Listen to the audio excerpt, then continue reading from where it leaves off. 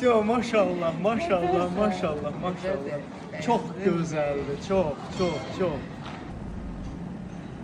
Salam aleyküm. Ben yerlerine bakarak. Böyle. Masınla deli mi? Masınla deli. Deli mi? Deli mi? Deli. Deli. Akşam yemeği.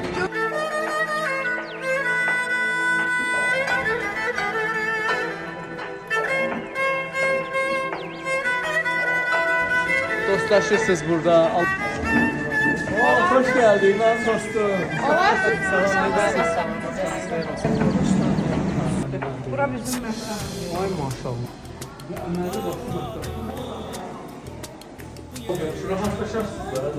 Birinci gecələrdir. Bugün olan birinci gecələr. Sən elə qal orada. Sən elə dur orada. Az yaşlı. Az yaşlılar üçündür, ömür yaşlı olanlar üçündür. Olanlarım azdır deyən. Ona görə buranı hələ bağlı. Musiqi, rəqs, yoga, hamısını bura bağlaşdırır. Bura uşaqların dərs otağıdır. Bura ana yatağı otağıdır, ən böyük, 24 nəfərlik otaqdır.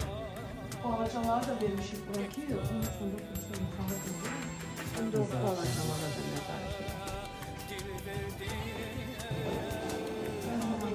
Yaxşı oldu bu məşğuliyyətlərin olması. Çünki ən başları qalır. Bura mənim Çin olmuş arzularım. Çay verir uşaqlar olmasın, yeməyi yesin.